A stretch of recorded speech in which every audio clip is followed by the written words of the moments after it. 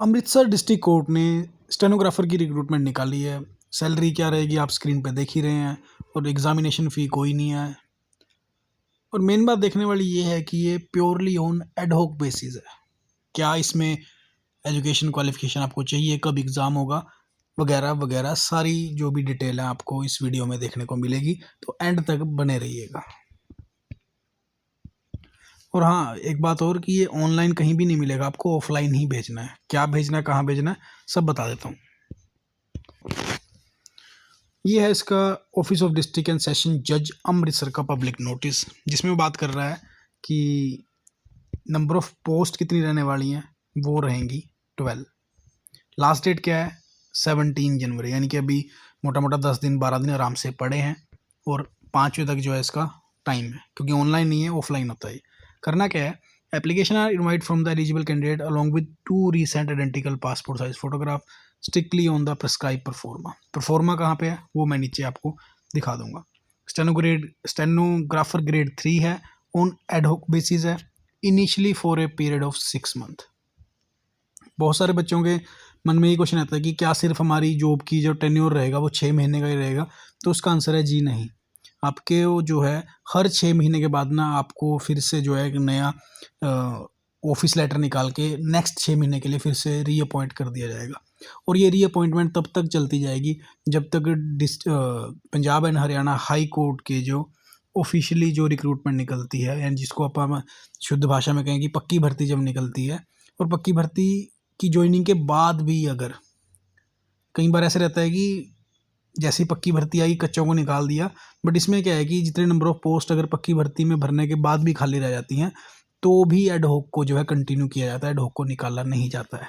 ऐसा Ludhiana district court में हो चुका है कि 2023 के अंदर रेगुलर भर्ती आई थी क्लर्क की, तो उससे पहले जो था 2020, 21, 22 जो भी एडहॉक के बैचेस थे क्लर्क के, सबको यही लग रहा था कि अब हमारा नंबर आ गया, हमें निकालेंगे। लेकिन 23 बैच में जितने नंबर ऑफ वैकेंसीज चाहिए थी उतनी वैकेंसी नहीं आई, यानी कि उतने बच्चे ज्वाइन नहीं कर पाए, या फिर आप ये कह लीजिए कि हाई कोर्ट से उतने बच्चे नहीं भेजे डिस्ट्रिक्ट कोर्ट लुधियाना के अंदर। इसलिए जो एडहॉक वाले क्लर्क थे वो आज भी जो है अपनी 2020 के लगे हुए आज भी अपनी सर्विस, जो 26 हो गया, सर्विस कंटिन्यू कर पा रहे हैं। तो ये कोई फिक्स नहीं होता है कि आप को निकालेंगे ही निकालेंगे या रखेंगे। It's totally depend on the circumstances. इतना बड़ा एग्जाम्पल मैंने इसीलिए दिया है कि ताकि आपको क्लैरिटी ऑफ थॉट्स रहे। सैलरी क्या रहेगी आपकी, 29,200 रहेगी। अब एक बार हम लोग देख लेते हैं कि इन्होंने जो प्रोफार्मा दिया हुआ है, तो जो रिजर्वेशन ऐसे दी गई है कि जर्नल के लिए 3 कैंडिडेट है। बाकी आप लोग स्क्रीन पे देख ही रहे हैं, कुछ इंपॉर्टेंट होगा तो मैं बता दूंगा। साथ में भी मेंशन किया है कि इन केस अगर no candidate from reserve categories available और qualifying the selection to the our mention post, then उसकी जो सीट है वो एक जनरल कैटेगरी कैंडिडेट को दे दी जाएगी। मिनिमम क्वालिफिकेशन क्या है, बीए और बीएससी और equivalent there from a recognised university. आपको जो है 10th के अंदर पंजाबी पास चाहिए, और एक कंप्यूटर प्रोफिशिएंसी टेस्ट होगा आपका।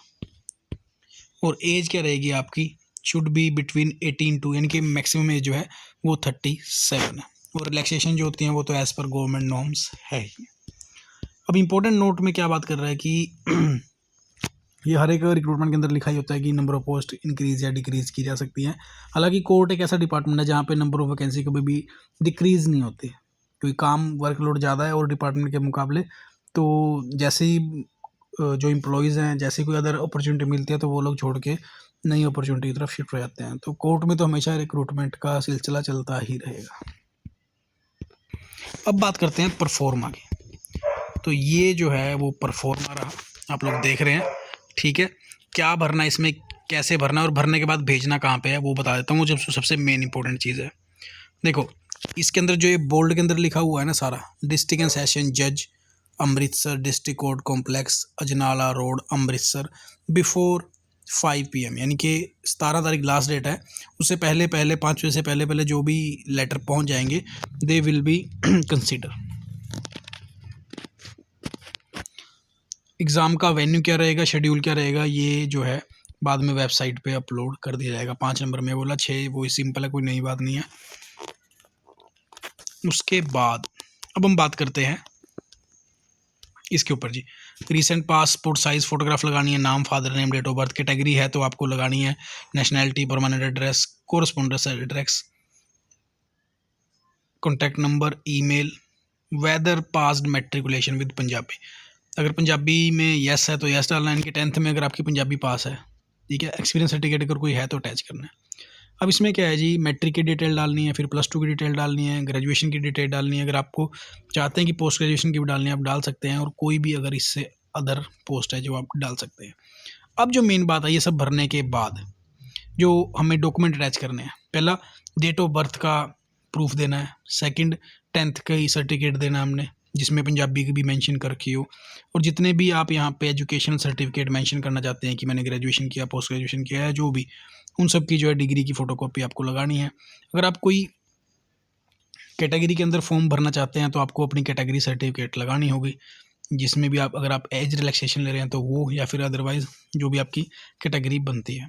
एक्सपीरियंस सर्टिफिकेट, अगर आपका कोई एक्सपीरियंस है तो आप लगा सकते हैं। एड्रेस प्रूफ की फ़ोटोकॉपी लगानी है, और 2 आइडेंटिकल फ़ोटोग्राफ।